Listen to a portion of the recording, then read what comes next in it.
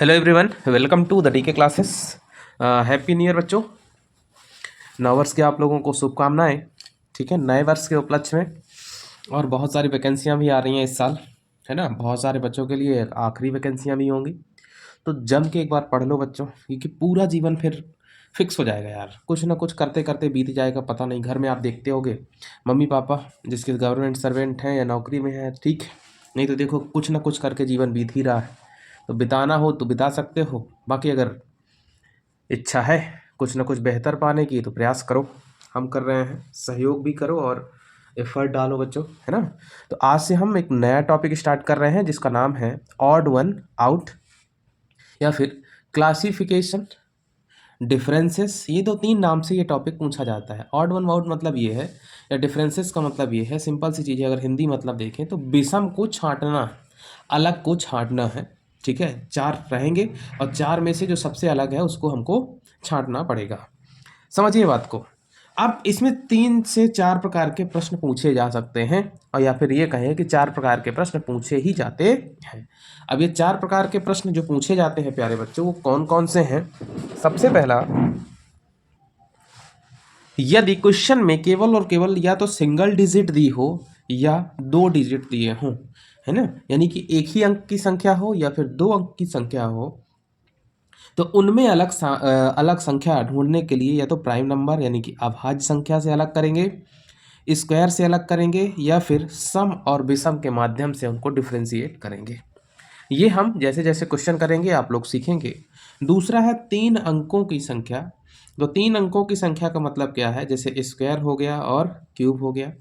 Square मतलब वर्ग है और क्यूब मतलब क्या है, घन। इसके बाद 4, 5 और 6 अंकों की अगर संख्याएं आ जाएं तो आपको फिर इनसे काम ना चल पाएगा, आपको अंकों का योग देखना पड़ेगा। और एक आखिरी प्रकार है जो कभी रेयर ही पूछा जाता है, अगर संख्या जोड़े में हो तो उनके डिफरेंस को देखो या फिर दोनों संख्या के कॉमन वाले पार्ट को देखो और उसको सॉल्व करो। ठीक है, जैसे समझिएगा, अब 4 संख्याएं दी हुई हैं, उनमें से बोल रहा है कि ऑड को छांटिए। ठीक है, जैसे 2, 3, 5 और 6, 2, 3, 5 और 6। ठीक है, तो ये बच्चों ऑप्शन है 2, 3, 5 एंड 6। अब इनमें से अलग कौन सा है ये आपको बताना है। इन संख्याओं में से अलग कौन सा है ये आपको बताना है। अब सोचिए आप कि इनमें से अलग कौन सी संख्या होगी। तो अगर हम सम विषम के कॉन्सेप्ट को यूज करें कि 2 सम संख्या है, 6 सम संख्या है, तो भाई सम विषम का कॉन्सेप्ट तो फेल हो जाएगा। फिर लेकिन अगर हम ये देखें कि 2 कैसी संख्या है, 2 एक प्राइम नंबर है बच्चों। जिसको पता ना हो तो ध्यान रखना, सबसे छोटी अभाज्य संख्या कौन सी है, 2 है। सबसे छोटी अभाज्य संख्या कौन सी है, 2 है। और ये प्रश्न पूछा भी गया है बार बार। तो 2 है, 3 भी है और 5 भी है। ये ऐसी संख्याएं हैं, ठीक है, जो कि अभाज्य हैं। इसीलिए हम किसको टिक करेंगे ऐसे क्वेश्चंस में। तो इस क्वेश्चंस में हमारा 6 नंबर यानी कि ऑप्शन नंबर डी हो जाएगा। और कॉन्सेप्ट क्या है इसका, अभाज्य। एक बात और बच्चों, हमारी क्लास की व्यवस्था थोड़ी सी वीक है, लेकिन विश्वास मानो कि कॉन्सेप्ट आपको तगड़े मिलेंगे। छोटे लेवल से, छोटे बच्चे पढ़ते हैं ना, उस तरीके से। दिखावा नहीं है आपके पास। 16, 25, 36 और 48। ये एक और प्रश्न है, ठीक है। अब आप इसको कैसे डिफ्रेंशिएट करेंगे।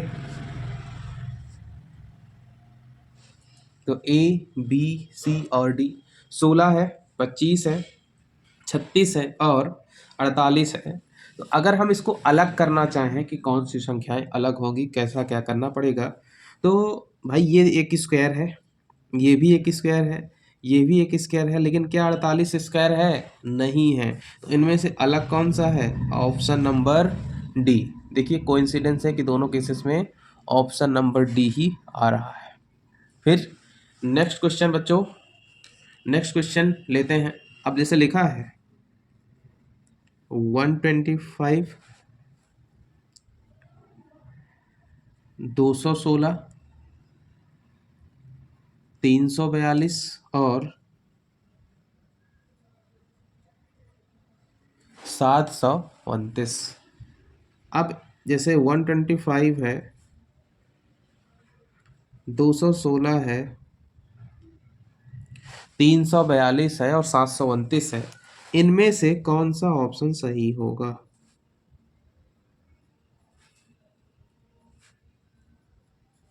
ए, बी, सी और डी में से। तो क्या अगर हम कायदे से देखें तो 125 क्यूब है 5 का, बिल्कुल। 216 6 का क्यूब है। 729 9 का क्यूब है, लेकिन 342 किसी भी संख्या का क्यूब नहीं है, इसलिए 342 क्या हो जाएगा, इसका आंसर हो जाएगा। आप लोगों को ये सारे जो है ना, आप लोगों को ये सारी चीज़ें दिखने लगेंगी बच्चों जब आप प्रैक्टिस कायदे से कर लेंगे। नेक्स्ट क्वेश्चन लेते हैं। अब अगला क्वेश्चन जैसे है 352,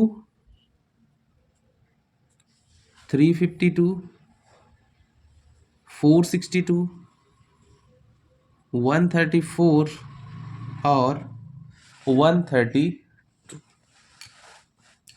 अब ये 4 ऑप्शन दिए हुए हैं।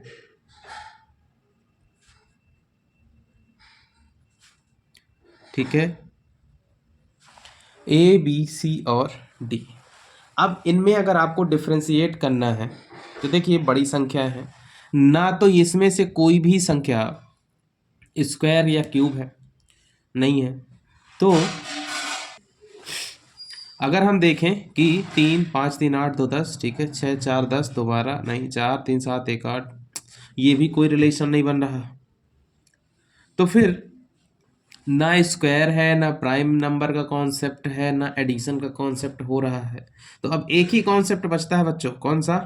कॉमन फैक्टर वाला। अच्छा, ऐसा कोई बपौती नहीं लगी है ना कि इसका यही होगा। ये हम एक रैंडम बहुत सारे क्वेश्चन 100 200 क्वेश्चन 1000 क्वेश्चन करने के बाद बता रहे हैं किस तरीके से आप सॉल्व कर सकते हैं।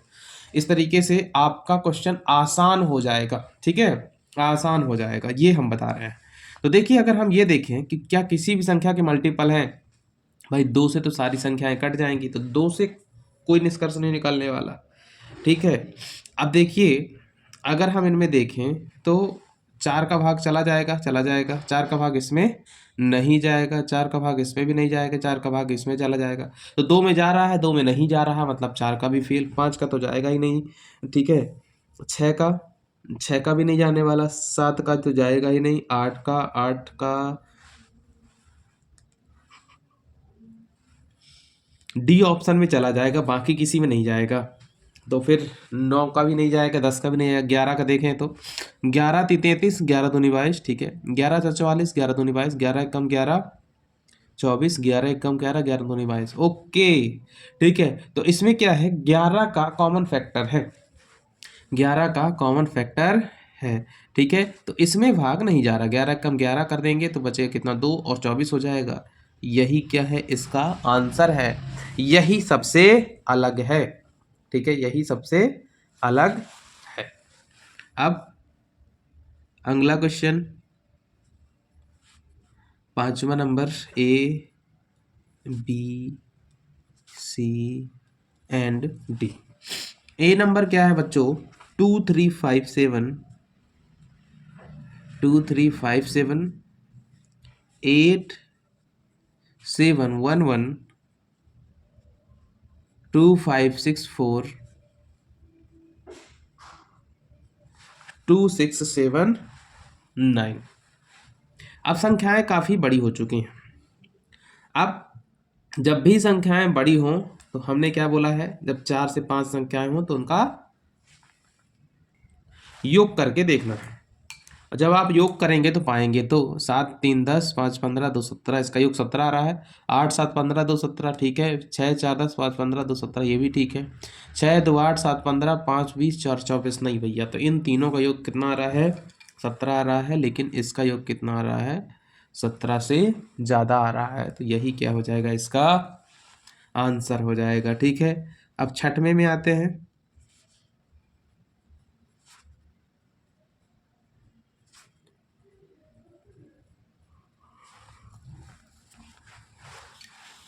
तो छठवां प्रश्न क्या कहता है बच्चों? जैसे लिखा है 23 33 33 43 43 54 55 और 65, ठीक है। अब ये है 4 प्रकार की संख्याएं हैं, 23 33। अब देखिए यहाँ पे जोड़े में है, जब भी जोड़े में पूछा जाएगा तो आपको क्या निकालना है? डिफरेंस निकालना है, अंतर निकालना है। जब हम इनका अंतर लेंगे तो अंतर कितना आएगा? 10। जब हम इनका अंतर लेंगे तो अंतर कितना आएगा? 10। इनका अंतर जब हम लेते हैं तो अंतर कितना आता है?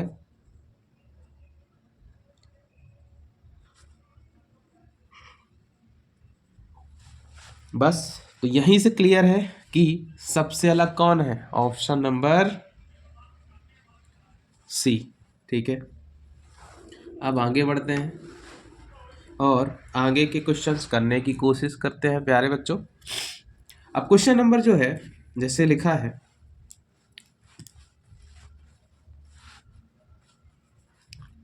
पेयर के फॉर्म में ही है 31 10। दूसरा है 10 3।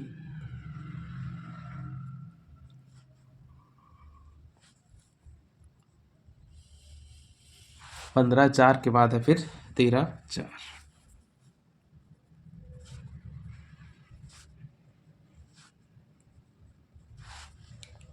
ठीक है। अब जैसे लिखा है 31 10 10 3 15 4 और ये, अब बस वही वाली बात है कि पेयर के फॉर्म में दिया है तो डिफरेंस निकाल के देख लेंगे, या कॉमन फैक्टर। तो कॉमन तो भाई किसी में कुछ है नहीं, जैसे 31 10 में कोई कॉमन नहीं है, तो डिफरेंस करके देख लेते हैं।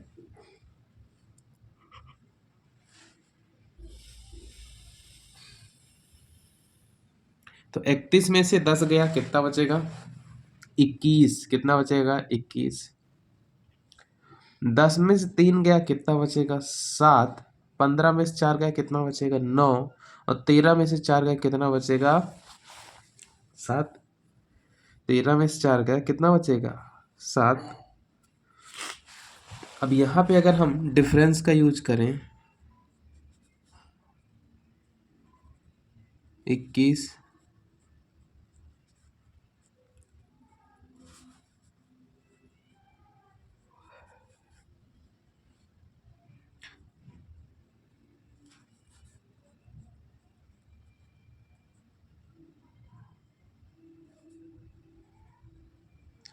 13 में से 4 गए 9। अब बात ये आती है कि 21 7 11 और 9, अब कैसे अलग करा जाए? अब 31 10 है, ठीक है। 10 और 3 है, 15 और 4 है, 13 और 4 है, ठीक है। अब बात आती है कि व्हाट इज ऑड नंबर। तो इस संख्या में बच्चों ऑड नंबर होगा, तो इसके बाद है क्वेश्चन ए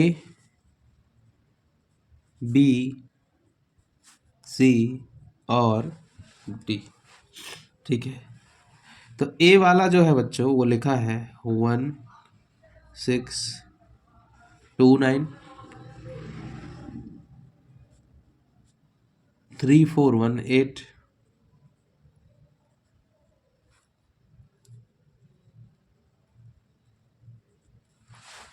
ये एक नंबर लिखा हुआ है और इस नंबर को आपको अलग करना है कि कौन सा अलग होगा। तो देखिए अगर हम जोड़ के देखेंगे 6 2 8 8 8 हो गया और 9 1 10 18, ठीक है। 8 4 12 3 15 1 16 3, ठीक है। उसके बाद 9 4 13 2 15 1 17, गड़बड़ है। 4 3 7 8 15 1 16, ये तो महा गड़बड़ है। ना तो क्रम बन रहा, ना घटते क्रम बन रहा, ना बढ़ते क्रम बन रहा। फिर हम अगर देखें तो हम एक चीज़ पाएंगे कि एक थोड़ी सी ये इस क्वेश्चंस में, ये वाले जो क्वेश्चन अभी आ रहे हैं, है ना, पुराने वाले क्वेश्चंस की तुलना में थोड़ी सी चीज़ें ज़्यादा हैं। जैसे हम इन तीनों को जोड़ें तो 1 + 6 + 2 = क्या होता है? 9। उसी तरीके से 4 3 7 1 8 बराबर 8, ठीक है। 4 3 7 2 9 बराबर 9, ये भी ठीक है। 8 2 10 11 और 1 12, ये 4, ये बिल्कुल भी ठीक नहीं है। तो अलग कौन सा हो गया? Option number D. अलग कौन सा हो गया? ऑप्शन नंबर डी, ठीक है। अब एक लास्ट क्वेश्चन ले लेते हैं और फिर बाकी के जो क्वेश्चन है बच्चों, एक काम करते हैं, आज की क्लास यहीं पे समाप्त करते हैं, कल मिलेंगे।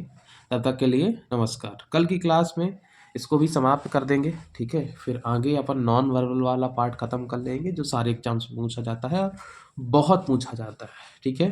कल मिलते हैं बच्चों, तब तक के लिए नमस्कार। दिन शुभ हो, गुड नाइट।